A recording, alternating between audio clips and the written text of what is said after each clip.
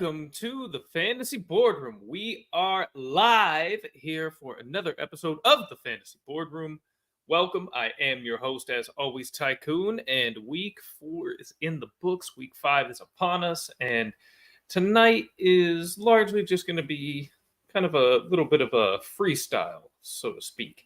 Couple of things to mind, but just kind of want to run down just some of the various fantasy topics and go ahead, shoot your comments in. This is probably going to be one of the easiest episodes to respond if you have anything that you want to say or ask.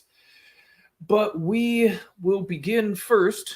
Little housekeeping, little schedule update. I want to make sure I'm getting better at this. We're going to talk about the Get Right lineup here on the Get Right Fantasy Network. So on Monday, we have the waiver wire ads with Frank and Rasta. On Tuesday, we have the Fantasy Boardroom with yours truly. On Wednesday, we have Frank and Ant right back at it with Buy Low, Sell High edition, Rasta Management.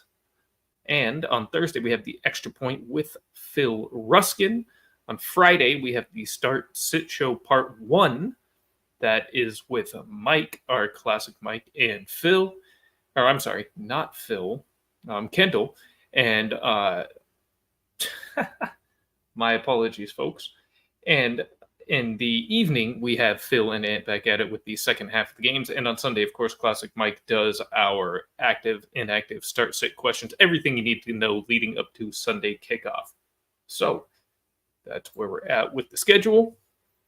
Now we're going to just talk some ball. Probably just going to run through the games last week and kind of give some bigger takeaways. And also wanted to actually just touch on one thing that I've been thinking about coming out of this week, and that is tight ends. Mark Andrews owners, Kyle Pitts owners. I'm heavy into both. Not feeling so great after last week. It's not been a particularly encouraging season to this point for either of those fellows.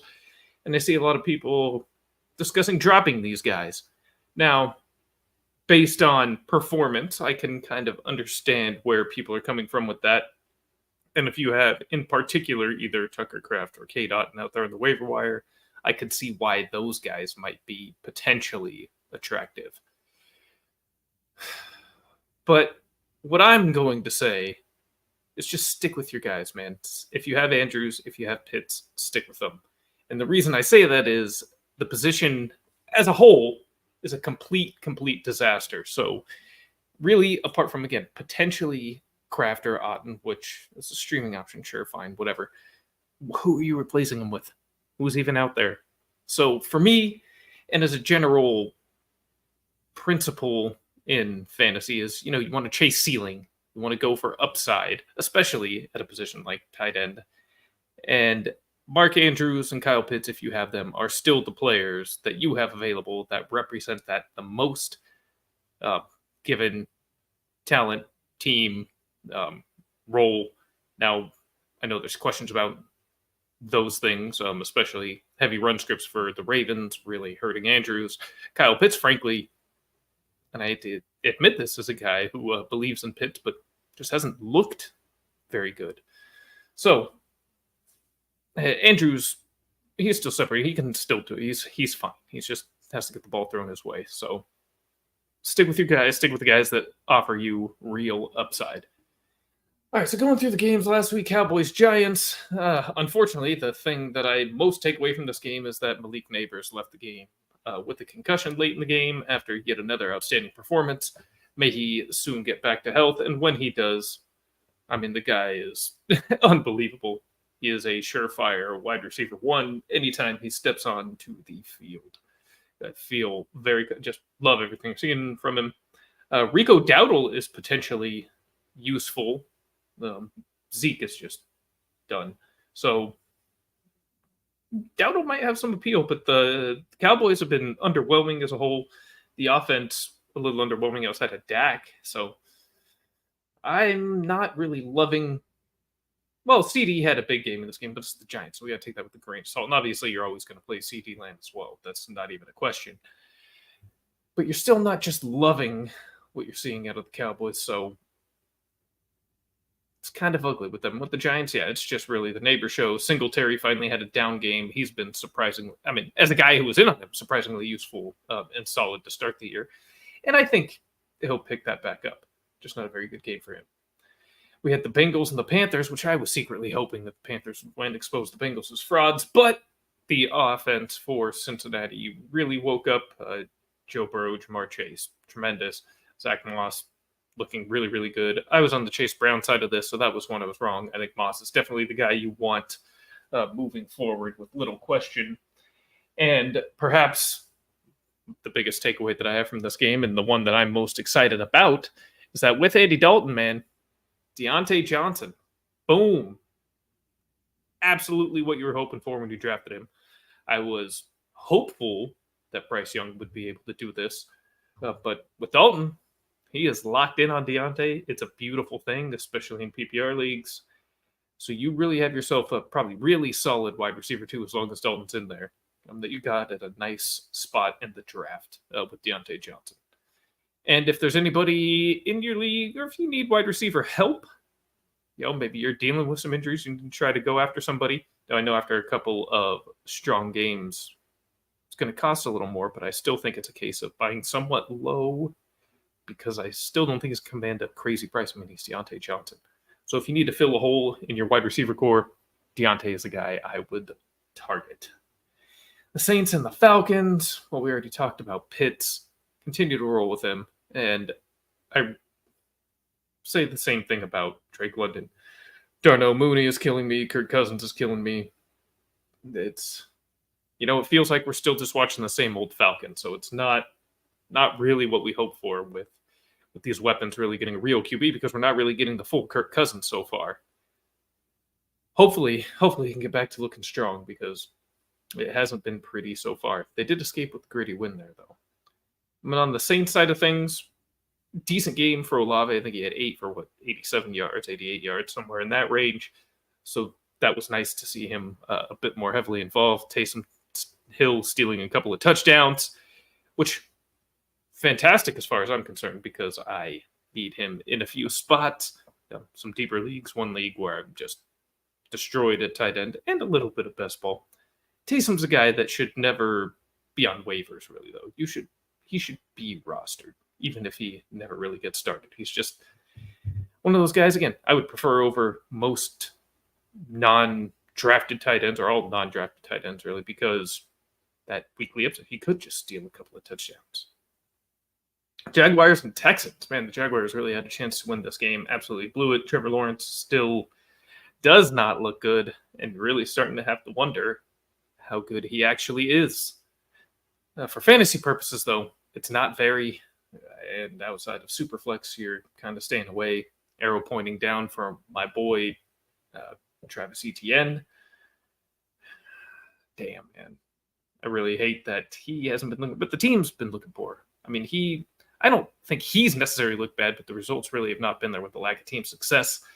So I'm not moving on him or anything. Definitely don't sell low on the guy, but it's discouraging, and the team just seems in a horrible place. Peterson could be fired. I don't know, maybe for fantasy purposes, we hope that happens and get a little reinvigoration of the offense. The plus side, though, for the Jaguars is Brian Thomas Jr. Man, I already said a couple of weeks ago that I'm already taking the L on this kid. Guy's a stud. I think he should be started on a weekly basis moving forward. I think he is the best receiver in Jacksonville. I think he's better than Kirk, better than Davis, better than Ingram when he returns. Wheels up for Brian Thomas Jr. Good player. And the Texans, pretty much what you expect. C.J. Stroud is a stud. Nico Collins continues his ascension into the elite wide receiver tier. Stephon Diggs still absolutely balling. There was no Joe Mixon in this game, but Akers served admirably. I guess I'm not really looking to use Akers at any point, but the team is looking strong. Vibes are good. So if you have any of the Texan studs, continue to start them with confidence. And I would even go so far as to make some of those Texans players guys you might target. Even Diggs. Nobody's selling Nico, so don't bother with that. Broncos, Jets in what can only be described as a performance to make your eyes bleed. Horrific event to pay any attention to. Thankfully, I didn't have to watch too much of it, and I don't think there's a whole lot to take away from it anyways. The weather was poor. The offenses were abysmal. Really, the thing that sucks is a terrible game for Freestyle, but I'm willing to write that one off. As far as Garrett Wilson goes, you're still just hoping for more. But again, Patrick Surtain, the heavy rain, I guess you live with it. I mean, he is ninth in the NFL in targets, so it hasn't been all bad, but it's just another string of an underwhelming performance for one Garrett Wilson. And for the Broncos, Courtland Sutton is the only relevant player there as far as I'm concerned. And he scored, so good for Courtland. Great player. Vikings and Packers now. This was a wild game. I actually thought the Packers were going to win this game. Then the Vikings storm out to a 28-0 lead on the strength of the arm of Sam the Man Darnold. Sam Elite Darnold. Sam, everybody apologized to him, Darnold. And then the Packers absolutely stormed back themselves, making it a game. I believe it was 28-22 at one point. The Packers had the ball, ultimately ended with the Vikings winning 31-29, just hanging on. Although I don't want to say just hanging on because they did beat them. I mean, when you start out 28-0, you're beating the team down. So Jordan Addison was really the star here. He had a couple of touchdowns. Great to see him back. And honestly, it just makes you believe in this Vikings offense even more. I mean, Justin Jefferson, you never had to worry about with Darnold at the helm, as we always said. Jordan Addison assimilated right back into that offense with perfection. Aaron Jones looks outstanding. There's, bye on all the Vikings. Sammy Darnold, great. And on the Packers side, it's going to be difficult at times to choose which pass catcher you want to go with. This week, everybody loves Dontavian Wicks, and he is prone to some of those ceiling games for sure. He can have outstanding weeks. Dub's probably a little bit more safe, so to speak, and a little less of that high ceiling, but we'll definitely get you some points. Jaden Reed is really the one guy, especially with Christian Watson going down at the game.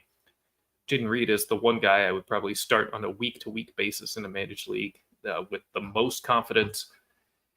And if you're desperate at tight end, Tucker Kraft, the guy to target. It's a really good offense. Jordan Love is back. Once he got his feet back under him, looked really good. The team's explosive, team's strong. They're going to put up a lot of points and put up a lot of fantasy points. The Indianapolis Colts versus the Pittsburgh Steelers. Justin Fields put up a vintage Justin Fields day. He did have one passing touchdown, so good for him, but also rushed for a couple. Overall, looked decent. Definitely startable in fantasy matchup dependent wise, but in good matchups, he is definitely a guy you can throw out there and always has that rushing ceiling. Not really breaking news there, but continues to play well enough, I think, to continue to hang on to the job as Russell Wilson ramps up his activity. George Pickens, you can continue to start, and that's about where I'd leave it with the Steelers. And on the Colts side, Anthony Richardson injured, but is not expected to miss any game time. Michael Pittman might have wished he rested just a little bit, performing far better with Flacco under center, the more accurate arm of Joe Flacco. Jonathan Taylor, it was reported after the game, has a high ankle sprain, although it sounds like he may still even play this upcoming week. So how high is that ankle sprain? Probably not so high if he is able to play a week later. We will find out. I am hoping that Jonathan Taylor is okay, because I am heavily invested in Jonathan Taylor. So please, God, do not take my JT from me. Or from all of the fine fantasy folks out here. We need Jonathan Taylor. Too many injuries already. We cannot lose Jonathan Taylor. No! A lot of us have Richardson. I hope for all of his managers' sake that he's okay and continue to attempt to develop. I don't really want him to miss any real time, because while I'm not the biggest believer in him as a real life quarterback and as long term NFL prospects, I do want to see him get a fair shot and not lose 2 years in a row to injury. That would just be a great bummer for the young man. Nobody wants that. Rams and Bears. Well, the Bears are better than the Rams, as we saw. Caleb Williams is continuing to improve on a weekly basis. Still has a ways to go, but each week he's looking better and better. So it's good to see the weekly improvement. DeAndre Swift, though. DeAndre Swift, baby. Everybody was talking shit on my boy. Everybody was talking shit on DeAndre Swift. Even I had to tone down the defense of him last week when I was on with Phil. I had to be like, he brought up the jersey on the phone, be like, yeah, it hasn't been so great for him. But, I mean, if you saw that 4th and goal, he had guys on top of him when he was getting the ball 5 yards in the backfield. Horrible play call, by the way, but also just the offensive line has provided no help. And now with a slightly better performance and also Waldron using him a little bit better, getting him into spots with some space, nobody can catch the guy. Look, he's not a guy who's going to create a ton of space. He's not a power runner. So between the tackles, he's not going to blow you away. That's not his game. You need to get him a little bit of wiggle room, and he's gone. And we saw it, and it was so beautiful. 29.5 PPR, fantasy points. Go ahead and continue to start DeAndre Swift every week. And that's not to say he's never going to have a bad game again. Obviously he is. Number one, it's the Bears. Number two, it's DeAndre Swift. They're not, there's a level of inconsistency you have to deal with like you do most players. But, oh man, if you got discouraged after those 3 weeks and benched him and missed out on the near 30 burger, that's on you. Don't make the mistake again. You have been warned. DJ Moore scored a touchdown finally. So that was good to see. And look forward to continuing to see that relationship blossom between Caleb Williams and DJ Moore. And on the Rams side, look, as it stands, it's just the Kyron Williams show. In deep leagues, as a flex play, somebody like DeMarcus Robinson or Tutu Atwell, you can continue to go with. But really, until Puka and Cupperpack, it's all Kyron all the time until he gets hurt. Hopefully he does not. And all you guys can enjoy the fruits of your early draft pick there. Again, don't want another one of these early running backs to go down, or any early draft pick in general. The Eagles and Buccaneers. Well, speaking of missing top receivers, the Philadelphia Eagles find themselves in the same boat as the Rams, missing A.J. Brown and Devontae Smith, and it certainly showed in this matchup with Tampa Bay. The offense really struggled to get anything going, and that even capped Barkley from really being able to have a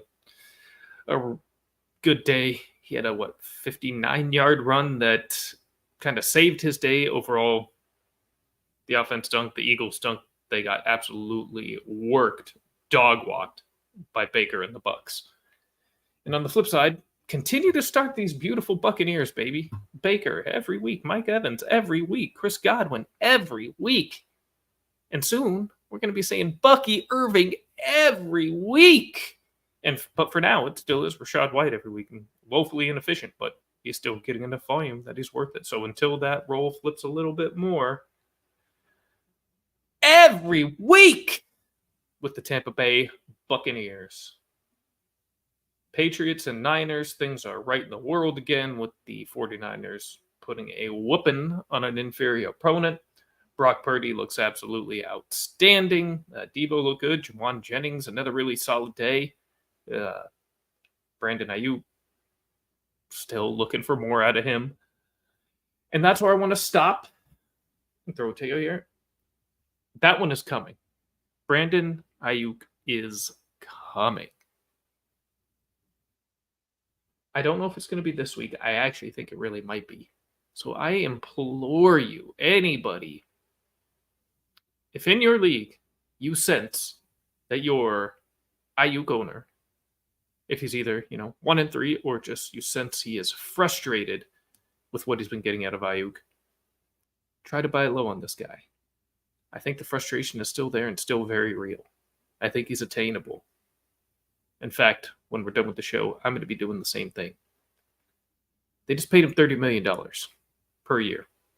Guaranteed him, I don't even remember how much they guaranteed him. It really doesn't matter. It was a lot of money, probably around $80 million. Brandon Ayuk is G'd the hell up. That doesn't happen from an organization unless he is viewed to be a centerpiece, which Brandon Ayuk very much is.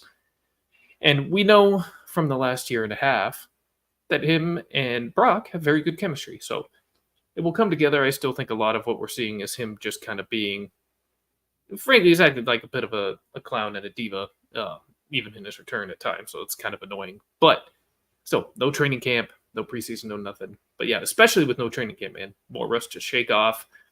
Brock's been doing well with the other guys. So I think it's just a matter of him finally getting his feet under him for real, getting truly used to game speed and all that again.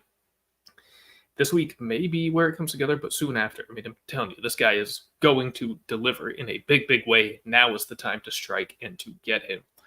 Debo still a stud. Jordan Mason has been covered all season long, and we still don't really know for sure what's happening with Christian McCaffrey. It was reported this week that he has Achilles tendonitis in both legs, so not exactly encouraging. But also, Kyle said something about ramping it back up again here on Monday. So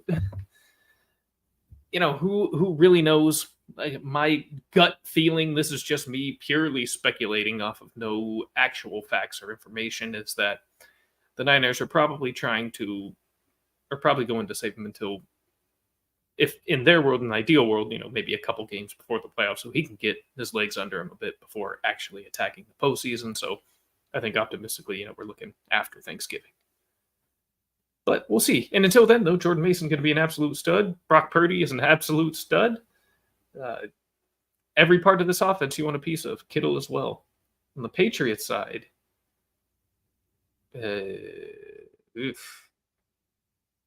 second poor day from Ramondre in a row. And Hunter Henry didn't do much in this one. Look, Jacoby's got to be back there and take the hits until Drake May is ready to go when they get through a tough part of their schedule. He's just kind of the sacrificial lamb right now. And during that time, the offense is going to be ugly. So really, I can't advocate for starting any of these guys except maybe Ramondre Stevenson, due to likely having to on your given team. Otherwise, stay away. And Hunter Henry and tight end desperation, pure desperation, that is. The Commanders and Cardinals, the Cliff Kingsbury Bowl, baby. This was awesome. Why? Because it's Jaden Daniels continuing to fill up the stat sheet, absolutely dominate. Terry McLaurin, scary freaking Terry McLaurin, tearing it up along with him. Brian Robinson, an absolute beast. I know Rasta's loving everything he sees from Brian Robinson every week. The offense is just clicking on all cylinders. It's a little bit simplified for Jaden's sake. But guess what? He is cooking teams with this. Now, it's not been the most, murderer's row of opponents, but that doesn't matter. 4 games and 4 really, really strong performances from the young quarterback. The surrounding cast looking good. The team, the fives look and feel good around this entire squad. The defense probably overperforming right now, but I don't know, just the Dan Quinn effect. Maybe it will have more lasting power than expected. He does have a way to have personnel overperform. That's kind of Dan Quinn's thing.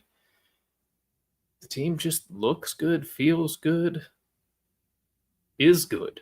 The Commanders are good. I think some regression will come, but fantasy-wise, man, Jaden Daniels, probably my QB2 the rest of the year. QB3, there's Allen, Lamar, and Daniels. Those are the top 3, unquestionably. Everybody else fighting after that. So if you're somebody who waited on quarterback and got Daniels, congratulations to you. Your team is likely doing tremendously well. Starting Brian Robinson every week, starting Terry McLaurin every week. It seems like that has finally been unlocked between the two of them, and it is fantastic. We're going to marry this with another game. Devontae Adams missed the Raiders-Browns matchup, and Devontae Adams has officially requested a trade. Me personally, I would love, I don't know if it'll happen, would love to see him traded to the Washington Commanders. That would be just an incredible show of confidence in Daniels. I think it would be a lot like Houston getting Diggs this offseason, although obviously doing it a little bit earlier in the cycle with Daniels, but to show that kind of confidence, after these first 4 games, hey, we're 3-1, we're looking outstanding. Let's bring in this other true stud veteran wide receiver to run opposite of Terry McLaurin. Give Daniels a full complement, a full array of outstanding weapons to work with on an already really good offense. And let's see what we can do. Let's go for it. I mean, frankly, the NFC is the 49ers, the Lions, the Vikings. Have to count the Vikings right now. They look tremendous.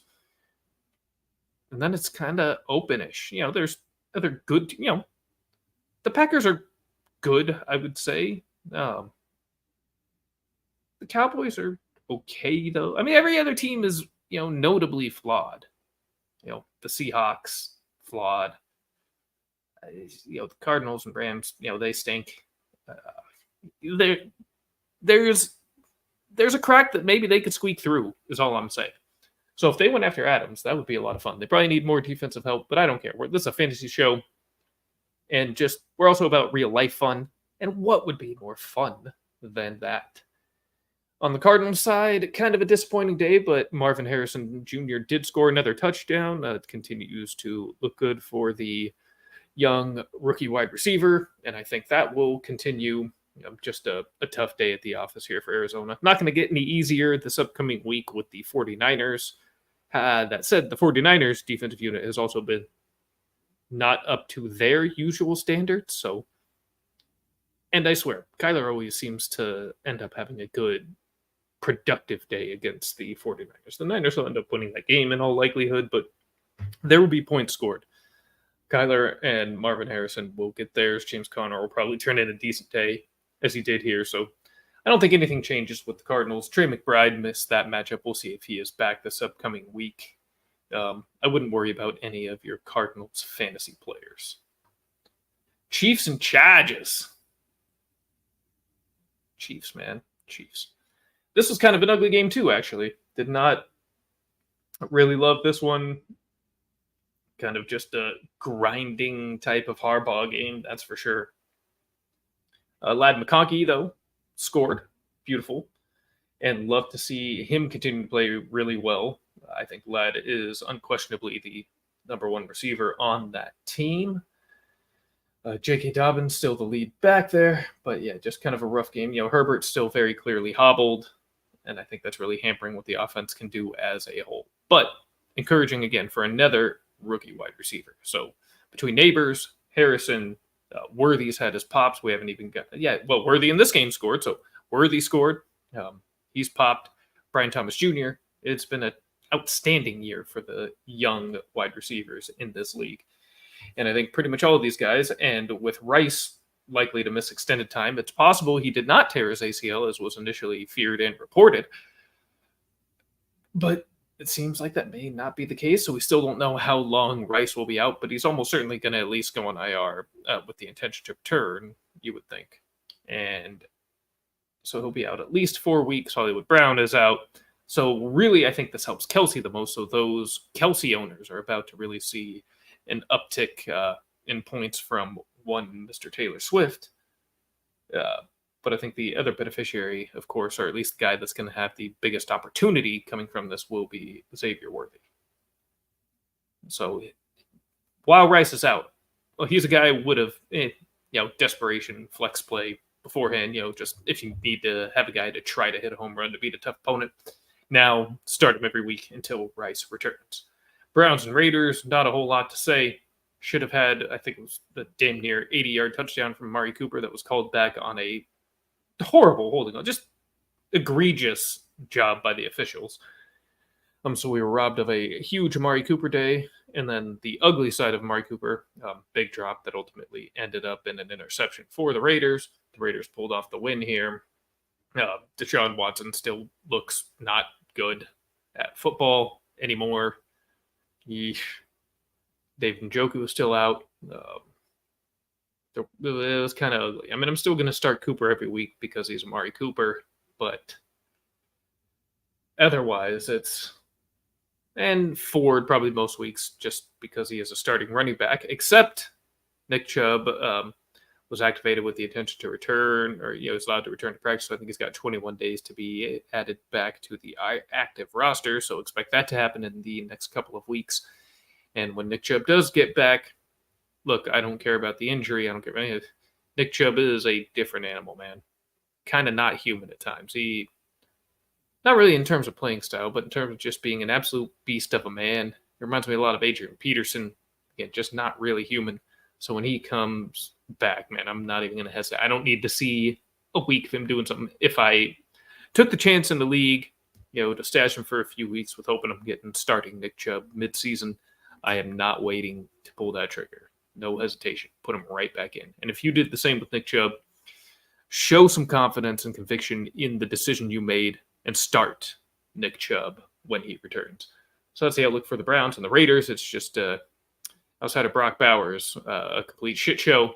Minshew stinks. If they replace him with O'Connell, he stinks even more. Devontae Adams has requested a trade. Jacoby Myers is still nice, but, he's got a particular role. Trey Tucker had increased role without Devontae Adams and looked good. Actually, Trey Tucker is a good waiver wire ad, especially with the news of Adams today, because I suspect that the Raiders are going to honor this trade request, and more so, they are going to keep him off the field until that's done. This hamstring injury is going to linger for a bit. I do think Devontae is very likely played his last snap with the Raiders, and it seems that head coach Antonio Pierce thinks so too, based on his approval and like of an Instagram post that said as much. So it's ugly in Raiders land, but start Brock Bowers, your dynasty tight end one, and possibly your season-long tight end one here in 2024 every week, because Brock Bowers is the absolute man. Strange and Wilson for Pitts and Ayuk.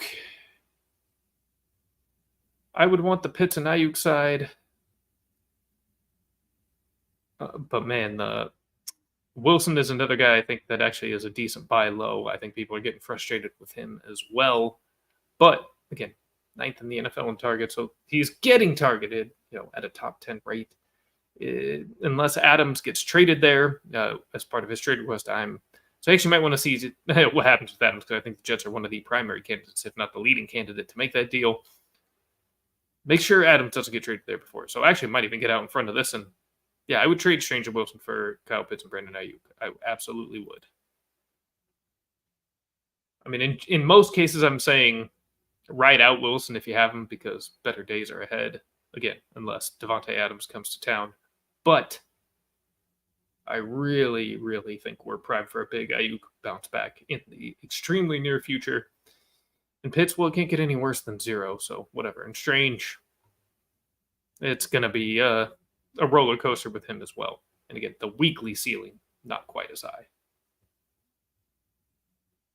Bills and Ravens. I was so excited for that game on Sunday night. I really thought we were going to get a hell of a matchup, and never expected one team to beat down the other. I picked the Ravens to win. I didn't expect the Ravens to absolutely crush the Bills into oblivion. But hey, we see this from the Bills from time to time every year, so that's not that crazy. And the Ravens, you kind of expected them to get back to 500. Kind of, you could almost say an undeserving 1-2 start. Should have been better. So expected him to come out and play well at home, but they just absolutely put a beat down. I mean, you knew it was their night immediately. First offensive play of the game for Baltimore, Derrick Henry scampers off for an 87-yard touchdown run, barely even touched, and seeing him outrun the secondary of Buffalo. Wheels Henry, baby. Wow. He absolutely dominated, 199 yards, 2 touchdowns. Lamar absolutely dominated, a couple of touchdown passes and a rushing touchdown himself. So just tremendous performance, and just guys that you want to have all around. Well, not all around. You want Lamar, obviously. You want Derrick Henry, obviously. Bateman shows himself to be a good real-life player, but just not enough production for fantasy, sadly. Breaks my little art. Zay Flowers is still good in PPR. Not really the volume you wanted in this matchup, but yeah, he's going to continue to get peppered. And the tight ends did little. One nice catch by Likely, one big drop by Andrews, which would have been an outstanding play. Probably would have gone 40 yards on that catch had he been able to secure that ball.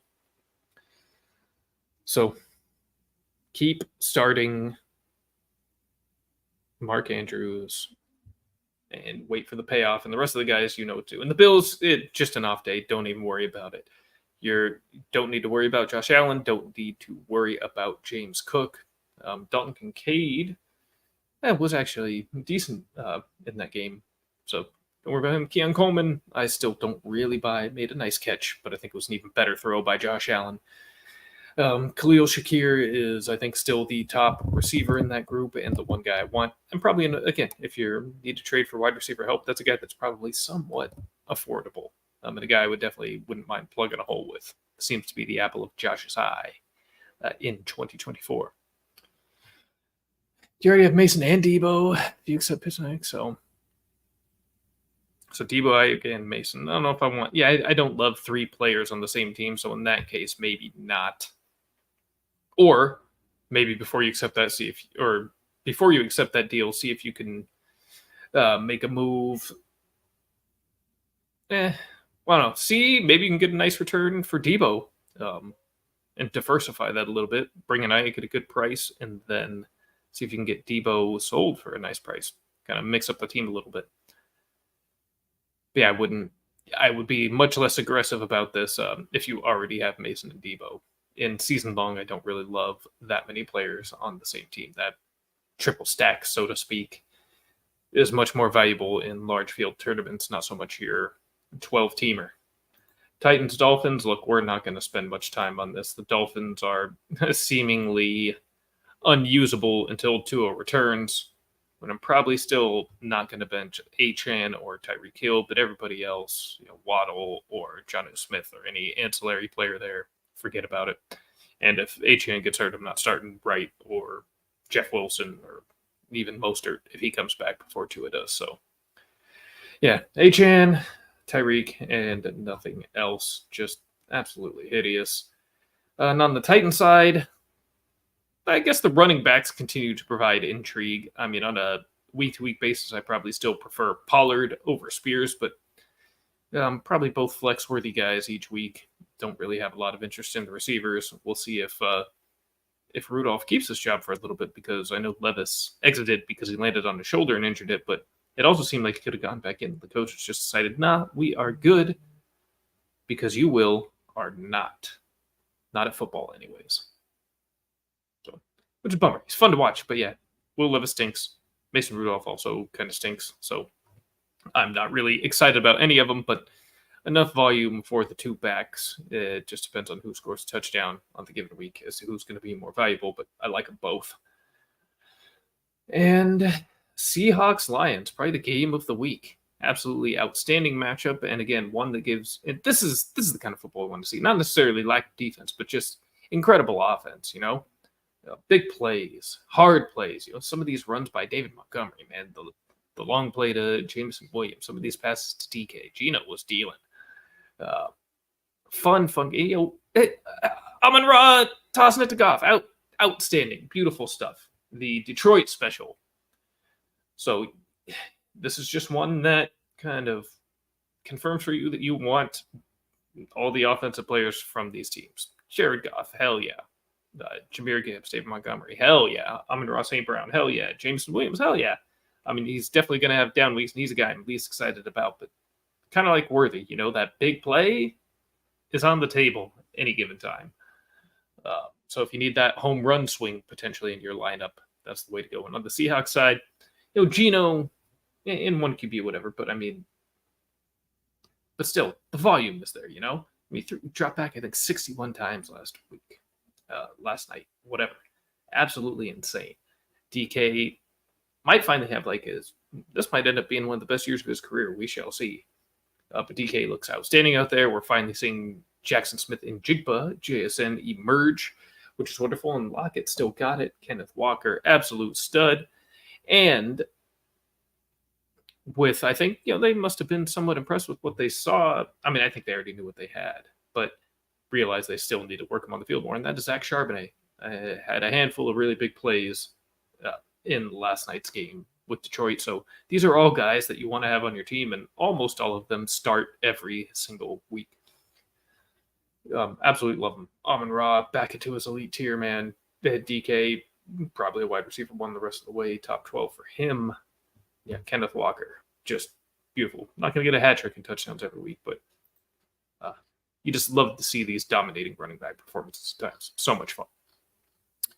Unless you lost very improbably to them, like I did.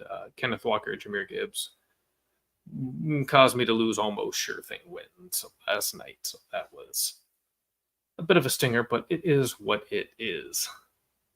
So let's finish up here with the last couple comments. You also have Jefferson, Collins, Cup. And if you have Jefferson, Collins, and Cup, I'm probably not even messing around too much with the wide receiver room. Debo, Jefferson, Collins, and then Cup and back. That's a really, I would say leave well enough alone. You don't need to be trying to make the trade for Ayuk. You're all good to go, brother. Joe Kingsley, what's up, man? Waivers go through tonight. Is it safe to drop Rashee Rice before any official word about his injury? Jordan Addison is available. Well, you definitely, there's a lot of guys you could drop for Jordan Addison, I imagine. Who else do you have? I wouldn't want to drop Rice before official word about his injury. Now, I do think he'll miss significant time for sure, but could be back potentially for the fantasy playoffs. Potentially. He's been a top 5 receiver, until it was hurt to start the year. So I just would try to, if they go through tonight, then you gotta be patient there, would be my opinion. More than likely, you're going to end up dropping him, but even that 1% chance that he could be back for the fantasy playoffs, I'm not willing to risk not having him. The regret you would have come, week 15 would be immeasurable. But there's got to be somebody else on the team that you could drop for Jordan, right? Because Jordan Addison should absolutely be on a team, and he should be on your team. So find somebody. There's whoever your wide receiver 4 is on that team can probably be dropped for Jordan Addison with little hesitation. Unless you're absolutely stacked here, like this dude with Debo, Jefferson, Nico Collins, and Cup. Jaylen Warren, I would be very much an advocate of dropping Jaylen Warren for Jordan Addison in a vacuum. Not knowing your whole team, what else that's maybe potentially in there. But I would drop Warren before I would drop Rice without this knowledge, and would 100% drop Warren for Addison in general. So before we get out of here, a little more housekeeping to do, and that is to talk about our wonderful partner and sponsor in Underdog. Underdog is the best and easiest place to play fantasy sports. We enjoy their best ball draft tournaments, and we live stream them all off season. That's mostly Aunt Frank. I'm not as much of a best ball guy as you know, but I still do love me some Underdog. Best ball leagues are leagues where you can draft your team. That's it. No season-long time commitment, no waivers, no trades, no weekly lineup setting. Me personally, I like the management aspect of it, so that's why I'm less of a best ball guy. But I did participate a little bit this year, let me tell you, and I find myself checking on them more than I'd care to admit. It is nice to not have to worry about setting the lineup, and just have a team that you can say, hey, my draft takes overall were right, and you aren't letting your own week-to-week decisions get in the way of, your wonderful, correct drafting with the lineup decision. So it's pretty cool. You can draft hundreds of teams if you want, because it doesn't replace your redraft or dynasty teams, the managed teams. If anything, it can help you to understand player values and ADP for your regular home league drafts. And now that we're in season, and why I actually like Underdog personally and what I really use it for, that is their pick contest where you simply pick higher or lower on player stats like total yards, touchdowns, and it has really grown into so much more. All kinds of defensive players, so there's tackles, there's turnovers, for quarterbacks, there's touchdowns, passing yards, completions, attempts, interceptions, you name it. Underdog has dreamt it up, and it is an absolute blast. There are different multipliers for different stats, based on the likelihood of them happening. So if you have a hunch that something that might be considered the underdog to happen, they might give you a little bit of an extra kicker if you have the balls to make said pick. And they are constantly doing promos and freebies. There's always, every week so far I've seen there has been somebody to get over a half of a yard or more than a half of a yard to reach their prop. So you have one of your portions of your entry already taken care of. You just need one other 1-2 hit to walk away a winner. So it is fantastic. You should go play Underdog. You should go sign up, and you should go sign up now if you haven't. You should use the promo code GETRIGHT, and not only will you receive a 50% deposit match now up to 1,000 bonus cash. You will receive a 50% deposit match now up to 1,000 in bonus cash, and you'll also get a special pick'em entry. I said it, plus or minus half a yard. Oh, I got too early in that part of the promo. So visit UnderdogFantasy.com or download the Underdog Fantasy app. Download it from your app store. Make that first deposit and get yourself into those pick'em contests now that we're in season today. And sadly, all of my beautiful, beautiful board members, that brings us to a close. If anybody does have anything final to say, please jump in now. Otherwise, I'm going to leave you with a thought of appreciation, and that is that I appreciate you. I appreciate your time, because your time is the most valuable thing that you have, the one thing you cannot buy, the one thing you cannot replace. And I am so incredibly thankful and incredibly humbled that you spent the last 46 minutes of it with me. That's, again, an irreplaceable asset that you have. You shared it with me. We shared it together. Beautiful thing. I could never thank you guys enough. That's what means the world to me. Fantasy Football Week 5. That's where we're at, baby. And hopefully after this, all of us, or at least most of us, with most of our teams, are at least looking at a 3-2 record, right? Oh, you had a real question. Should I do Shaheed and Pollard for Achane? Yeah, I still would. Over the course of this, yeah, I would do that. I'm shooting for upside. So unless your team is like if your team is 2-2 or better, yes. If you're 1-3 and 0-4, no, because the next couple of weeks for Achane are going to be rough. But if you're at least at 500, I'm willing to wait that out for Tua's return. Well, thank you all, you beautiful people, once again. I appreciate it, and I hope that all of you have a wonderful time and a wonderful evening. And this meeting of the Fantasy Boardroom is adjourned. Wanted to write fantasy is the play. Marking nothing but I tune every Friday. Strategies provided.